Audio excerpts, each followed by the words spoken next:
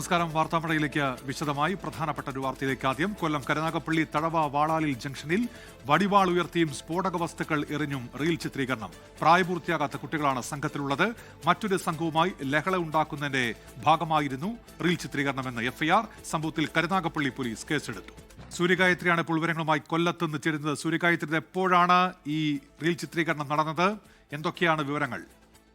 ഉമേഷ്, കഴിഞ്ഞ ദിവസം ഉണ്ടായ സംഭവം എന്നാണ് മനസ്സിലാക്കുന്നത്. കൊല്ലം കരുനാഗപ്പള്ളി തഴവായിലാണ് ഇത്തരത്തിലൊരു സംഭവം നടക്കുന്നത്. ഈ വടിവാൾ ഉയർത്തിയും സ്ഫോടക വസ്തുക്കൾ എറിഞ്ഞും കൊണ്ടാണ് ഈ റീൽ ചിത്രീകരിച്ചിരിക്കുന്നത്. തഴവ വാളാലിൽ ജംഗ്ഷന് സമീപം ചൈന ടൗൺ എന്ന പേരിലുള്ള ഗ്രൂപ്പിലെ കുട്ടികളാണ്, പ്രായപൂർത്തിയാകാത്ത കുട്ടികളാണ് ഇതിൽ ഉൾപ്പെട്ടിട്ടുള്ളത് എന്നുള്ളതാണ് പോലീസ് അറിയിച്ചിരിക്കുന്നത്.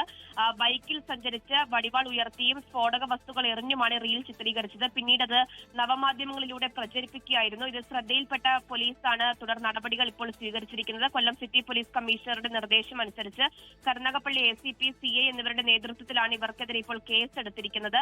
കൂടാതെ ഇവരുടെ വീടുകളിൽ പോലീസ് ഇന്ന് പരിശോധന നടത്തുകയും ചെയ്തിട്ടുണ്ടായിരുന്നു. ഈ മേഖല അത് ഗുണ്ടാക്രമണങ്ങളുടെ ഒക്കെ പശ്ചാത്തലത്തിൽ അതീവ സുരക്ഷാ മേഖലയായിട്ട് പോലീസ് കരുതുന്ന സ്ഥലം കൂടിയാണ്. അവിടെ പരിശോധനകൾ അടക്കം നടക്കുന്നുണ്ട്. ആ ഘട്ടത്തിലാണ് ഇത്തരത്തിലുള്ള റീൽ അത് നവമാധ്യമങ്ങളിൽ പ്രചരിച്ച ഒരു സംഭവം ഉണ്ടായിരിക്കുന്നത്. എന്തായാലും ഇതിൽ കൂടുതൽ നടപടികൾ ഉണ്ടാകുമെന്നുള്ളതാണ് പോലീസ് അറിയിച്ചിരിക്കുന്നത്. മാത്രമല്ല, പ്രായപൂർത്തിയാകാത്ത കുട്ടികൾക്ക് വാഹനം നൽകിയവർക്കെതിരെ അടക്കം നടപടികൾ സ്വീകരിക്കും എന്നുള്ളതാണ് ഇപ്പോൾ പോലീസ് അറിയിച്ചിരിക്കുന്നത്. കൂടുതൽ സുരക്ഷ ഈ പ്രദേശങ്ങളിൽ ശക്തമാക്കുമെന്നും പോലീസ് അറിയിച്ചിട്ടുണ്ട്. സൂര്യഗായത്രി, കൊല്ലത്ത്. തൃശൂർ കൊടുങ്ങല്ലൂരിൽ സ്പെഷ്യൽ സ്കൂളിലെ അന്തേവാസി ശ്രീനാഥന്റെ മരണം കൊലപാതകം. സംഭവത്തിൽ അനുഗ്രഹ സ്പെഷ്യൽ സ്കൂളിലെ കെയർടേക്കർ മഹേഷ് അറസ്റ്റിലായി. യുവാവിനെ വടികൊണ്ടും കൈകൊണ്ടും ക്രൂരമായി മർദ്ദിച്ചത് മരണകാരണമെന്നാണ് പ്രാഥമിക പോസ്റ്റ്മോർട്ടം റിപ്പോർട്ട്. ചോദ്യം ചെയ്യലിൽ പ്രതി കുറ്റം സമ്മതിച്ചു.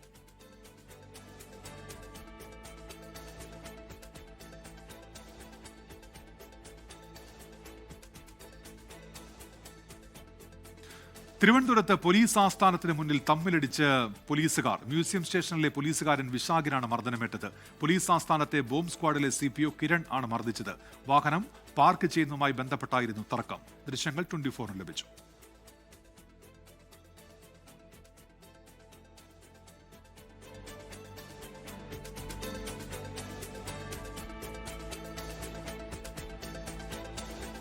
അമേരിക്ക-ഇസ്രായേൽ ആക്രമണത്തിൽ വടക്കൻ ഇറാനിലെ കരാജിലെ B1 പാലം തകർന്നു. ഇത് മധ്യേഷ്യയിലെ ഏറ്റവും വലിയ പാലമാണ്. ആക്രമണത്തിൽ 2 പേർ കൊല്ലപ്പെട്ടു. ടെഹ്റാനെ കരാജ് നഗരവുമായി ബന്ധിപ്പിക്കുന്ന പാലമാണ് ഇത്. യുദ്ധം അവസാനിപ്പിക്കണം എന്നുള്ള ആവശ്യവുമായി ഇപ്പോൾ UN secretary general Antonio Guterres വീണ്ടും അദ്ദേഹത്തിന്റെ പ്രസ്താവന നടത്തിയിരിക്കുന്നു. ഈ വിവരം കൂടി ഇപ്പോൾ പുറത്തുവരുന്നുണ്ട്. ഇനി തെരഞ്ഞെടുപ്പ് വാർത്തകൾ. മൈജി ഫ്യൂച്ചർ വോട്ടുത്സവം സമർപ്പിക്കുന്നത് മൈജിയാണ് ഫ്യൂച്ചർ. കോ-സ്പോൺസേഡ് ബൈ ആഘോഷങ്ങൾ നടക്കട്ടെ. വോക്കരു പ്ലസ്, കല്യാൺ ഹോംസ്. ഒന്നായി ജീവിക്കാം, നന്നായി ജീവിക്കാം.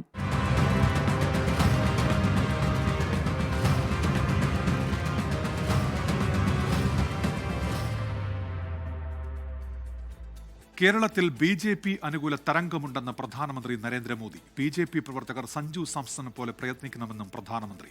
കേരളത്തിലെ ബൂത്ത് തല പ്രവർത്തകരുമായി നടത്തിയ ഓഡിയോ ബ്രിഡ്ജ് സംവാദത്തിലാണ് പ്രധാനമന്ത്രിയുടെ പ്രതികരണം.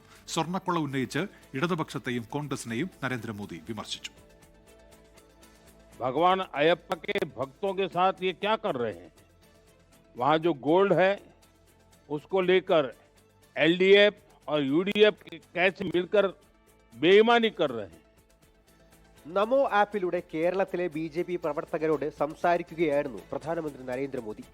കേരളത്തിന്റെ വികസനത്തിനും കേന്ദ്ര സർക്കാർ പദ്ധതികൾ നടപ്പിലാക്കാനും സംസ്ഥാനത്ത് ഡബിൾ എഞ്ചിൻ സർക്കാരിനെ വിജയിപ്പിക്കണമെന്ന് അദ്ദേഹം ആവശ്യപ്പെട്ടു.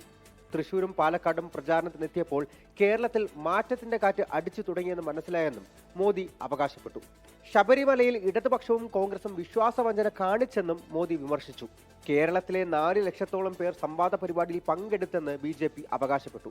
യുവാക്കളും വനിതകളും കർഷകരും പട്ടികജാതി പട്ടികവർഗ സമുദായത്തിൽ നിന്നുള്ള പ്രവർത്തകരും പ്രധാനമന്ത്രിയുടെ ചോദ്യങ്ങൾ ചോദിച്ചു. കേരളത്തിലെ 140 NDA സ്ഥാനാർത്ഥികളും പങ്കെടുത്തു. 24 ഡൽഹി. 60 പരിപാടികളുമായി LDF പ്രകടന പത്രിക. ക്ഷേമ പെൻഷൻ 3000 രൂപയാക്കുമെന്നും കേവല ദാരിദ്ര്യം നിർമ്മാർജ്ജനം ചെയ്യുമെന്നുമാണ് ഇടതുപക്ഷ ജനാധിപത്യ മുന്നണിയുടെ പ്രധാന വാഗ്ദാനങ്ങൾ.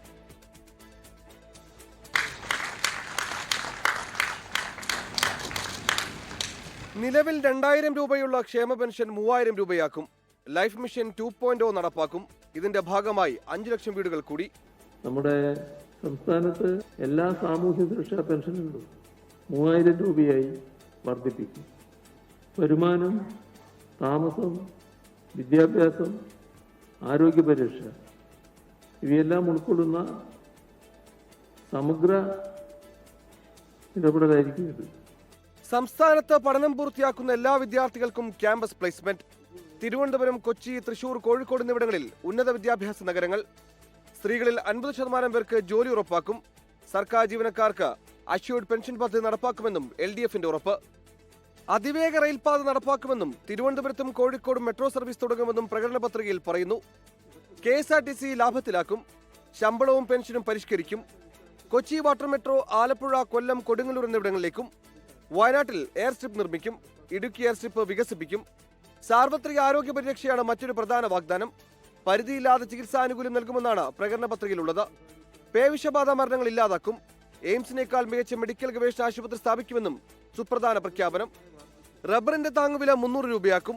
നെല്ലിന് 35 രൂപയും നാളികേരത്തിന് 45 രൂപയും താങ്ങുവില. Justice JB Koshy commission report നടപ്പാക്കും. ശബരിമല മാസ്റ്റർ പ്ലാൻ പൂർത്തീകരിക്കുമെന്നും ക്ലീൻ പമ്പ പദ്ധതി നടപ്പാക്കുമെന്നും പ്രകടന പത്രികയിൽ പറയുന്നു. കോഴിക്കോട് നടന്ന ചടങ്ങിൽ LDF നേതാക്കൾ പങ്കെടുത്തു. 24 കോഴിക്കോട്. ഹോർമുസ് കടലിടുക്കിലൂടെ കപ്പലുകൾക്കുള്ള സ്വതന്ത്ര സഞ്ചാരം പുനഃസ്ഥാപിക്കണമെന്ന് ഇന്ത്യ. കടലിടുക്ക് തുറക്കുന്നതിനുള്ള മാർഗങ്ങൾ ചർച്ച ചെയ്യാനുള്ള യോഗത്തിലാണ് വിദേശകാര്യ മന്ത്രാലയം നിലപാട് അറിയിച്ചത്. അന്താരാഷ്ട്ര ജലപാതകളിലൂടെയുള്ള സുരക്ഷിതവും തടസ്സമില്ലാത്തതുമായ സഞ്ചാരത്തിനുള്ള പ്രാധാന്യം യോഗത്തിൽ ഇന്ത്യ ചൂണ്ടിക്കാട്ടി. അർജുൻ പീതാംബരൻ ഡൽഹിയിൽ നിന്ന്. അർജുൻ, എന്തൊക്കെ ആവശ്യങ്ങൾ മുന്നോട്ട് വെച്ചു ഇന്ത്യ? ഉന്മേഷ്, അല്പം മുൻപാണ് ഓൺലൈനായിട്ട് 60 രാജ്യങ്ങൾ ഈ ഹോർമുസ് കടലിടുക്ക് തുറക്കുന്നതുമായി ബന്ധപ്പെട്ടുള്ള മാർഗങ്ങൾ ചർച്ച ചെയ്യാൻ വേണ്ടി ഒരു യോഗം അടിയന്തിരമായി ചേർന്നത്. ആ യോഗത്തിൽ ഇന്ത്യയെ പ്രതിനിധീകരിച്ച് വിദേശകാര്യ സെക്രട്ടറി വിക്രം മിശ്രി ആയിരുന്നു പങ്കെടുത്തത്. അതിൽ തന്നെ ഈ ഹോർമുസ് കടലിടുക്ക് തുറക്കുന്നതിന് വേണ്ടിയിട്ടുള്ള നടപടികൾ അടിയന്തിരമായി ഉണ്ടാകണം, അതിന്റെ പ്രാധാന്യം തന്നെയായിരുന്നു ഇന്ത്യ അറിയിച്ചത്. മാത്രമല്ല, ഈ ഇറാന്റെ ഇപ്പോഴത്തെ നടപടികൾ ഇന്ത്യയിലെ ഊർജ്ജ സുരക്ഷയ്ക്കുണ്ടാക്കുന്ന ആഘാതങ്ങൾ, അതിലെ ആശങ്ക എത്രത്തോളമാണ് എന്നുള്ള കാര്യം ഈ യോഗത്തിൽ ഇന്ത്യ വ്യക്തമാക്കുക കൂടി ഉണ്ടായിരുന്നു. മാത്രമല്ല, ഈ അന്താരാഷ്ട്ര ജലപാതകളിലൂടെ നാവിഗേഷൻ തത്വങ്ങൾ പാലിച്ചുകൊണ്ട് തന്നെ സുരക്ഷിതവും തടസ്സമില്ലാത്തതുമായിട്ടുള്ള കപ്പൽ നീക്കം, ചരക്ക് നീക്കം, അതിന്റെ പ്രാധാന്യം കൂടി ഇന്ത്യ ചൂണ്ടിക്കാട്ടുകയുണ്ടായി.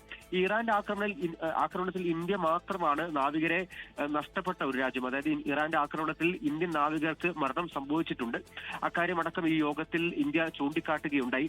UK-യുടെ ക്ഷണപ്രകാരമായിരുന്നു ഇന്ന് വൈകിട്ട് നടന്ന ഈ യോഗത്തിൽ, ഓൺലൈനായിട്ടുള്ള യോഗത്തിൽ ഇന്ത്യയും പങ്കെടുത്തത്. അതിൽ UAE-യിൽ നിന്നും GCC രാജ്യങ്ങളും UAE ഉൾപ്പെടെ നിരവധി രാജ്യങ്ങൾ, 60-ലധികം രാജ്യങ്ങൾ പങ്കെടുത്തു എന്നുള്ളൊരു ഒരു വാർത്താക്കുറിപ്പാണ് അല്പം മുമ്പ് വിദേശകാര്യ മന്ത്രാലയവും എന്തായാലും വ്യക്തമാക്കിയിരിക്കുന്നത്. ഇന്ത്യ സംഭാഷണത്തിലൂടെയും അതുപോലെ തന്നെ നയതന്ത്രത്തിലൂടെയും ഇപ്പോഴുള്ള ഈ സംഘർഷം, പശ്ചിമേഷ്യൻ സംഘർഷം. അമേരിക്കൻ ഇസ്രയേൽ ആക്രമണത്തിൽ വടക്കൻ ഇറാനിലെ പാലം ഭാഗികമായി തകർന്നു. മധ്യേഷ്യയിലെ ഏറ്റവും വലിയ പാലമെന്ന് വിശേഷിപ്പിക്കപ്പെടുന്ന കരാജിലെ B1 പാലമാണ് തകർന്നത്.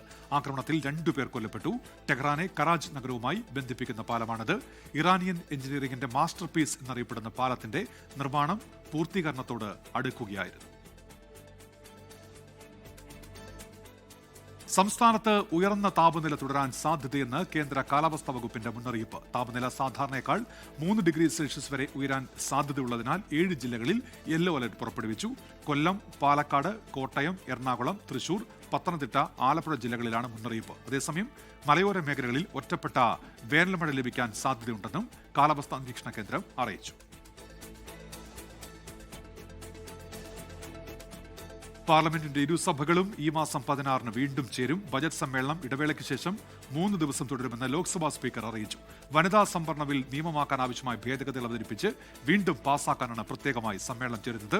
2023-ൽ നാരി ശക്തി വന്ദൻ ബിൽ പാസ്സായിരുന്നുവെങ്കിലും ജനസംഖ്യാ കണക്കെടുപ്പ്, മണ്ഡല പുനർനിർണയ നടപടികൾ എന്നിവ പൂർത്തിയാകാത്തതിനാൽ നടപ്പിലാക്കിയിട്ടില്ല. ഈ 3 ദിവസത്തെ കാലയളവിൽ ചോദ്യോത്തരവേളയും ശൂന്യവേളയും ഉണ്ടാകില്ല. പശ്ചിമ ബംഗാളിലും തമിഴ്നാട്ടിലും തെരഞ്ഞെടുപ്പിന് ദിവസങ്ങൾ മാത്രം ബാക്കി നിൽക്കെ സഭ പ്രത്യേകമായി ചേരുന്നതിൽ പ്രതിപക്ഷം വിമർശനം ഉന്നയിച്ചിട്ടുണ്ട്. വിദേശ സംഭാവന നിയന്ത്രണ ഭേദഗതി ബില്ലിൽ ആശങ്ക തുടരുന്നതിനിടെ കേന്ദ്രമന്ത്രി കിരൺ റിജിജു കേരളത്തിലേക്ക്.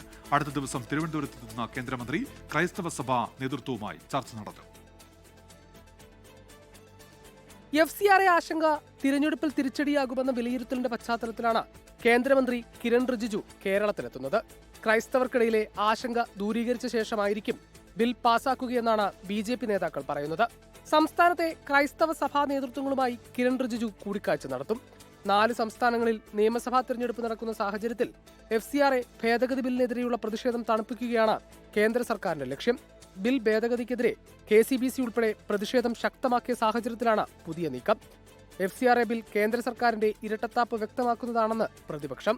BJP ഗവൺമെന്റ് അധികാരത്തിൽ വന്നതിന് ശേഷം ഓരോ വിഭാഗത്തെയും എങ്ങനെ ഭീഷണിപ്പെടുത്തി തങ്ങൾക്ക് അനുകൂലമാക്കി മാറ്റിക്കൊണ്ടിരിക്കാം എന്നുള്ള പരീക്ഷണമാണ് നടത്തുന്നത്. അതിൽ അവസാനത്തെ പരീക്ഷണമാണ് FCRA. ഇരട്ടത്താപ്പ് എന്ന് പറയാതിനെ ഒരു ഭാഗത്ത് ഞങ്ങൾ ഈ ബില്ല് കൊണ്ടുവരുന്നുള്ള ഭീഷണിപ്പെടുത്തുക, മറുഭാഗത്ത് പോയിട്ട് സമവായത്തിന് വേണ്ടിയുള്ള ശ്രമം നടത്തുക. അതിൻ്റെ അർത്ഥം വോട്ട് കിട്ടുക എന്നുള്ളത് മാത്രമാണ്. അപ്പോൾ അവരുടെ നിലപാട് വളരെ വ്യക്തമാണ്. ക്രൈസ്തവ സഭകളും അതോടൊപ്പം തന്നെ ന്യൂനപക്ഷ വിഭാഗങ്ങളുമൊക്കെ ഈ വിധത്തിലുള്ള പ്രവർത്തനങ്ങൾ നടത്തി മനുഷ്യന് ഉപകാരം ചെയ്യുന്നത് ഇവർക്ക് ഇഷ്ടമല്ല. ഈ പീഡാനുഭവത്തിൻ്റെ ആഴ്ചയിൽ തന്നെയാണ് അവർ ബില്ല് അവതരിപ്പിക്കാനും ചർച്ച ചെയ്യാനും വേണ്ടി തീരുമാനിച്ചത്. ലിസ്റ്റ് ഓഫ് ബിസിനസ്സിൽ അത് ഉൾക്കൊള്ളിച്ചു. ഇനി എപ്പോൾ ഈ ബില്ല് അവതരിപ്പിച്ചാലും അല്ലെങ്കിൽ ചർച്ച ചെയ്താലും ഞങ്ങളുടെ ഭാഗത്തു നിന്ന്, പ്രതിപക്ഷത്തിൻ്റെ ഭാഗത്തു നിന്ന് ശക്തമായ എതിർപ്പുണ്ടാവും.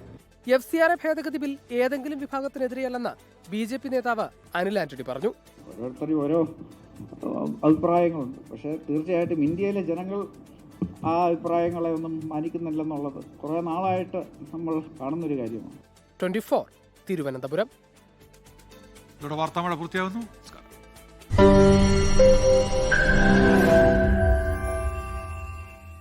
ലോകത്തെവിടെയായാലും ഏത് സമയത്തും 24 വാർത്തകളും ഓഗ്മെന്റഡ് റിയാലിറ്റി പാക്കേജുകളും എക്സ്പ്ലെയിനറുകളും വിശദമായി കാണാൻ ഞങ്ങളുടെ YouTube ചാനൽ നിങ്ങൾക്ക് സബ്സ്ക്രൈബ് ചെയ്യാം.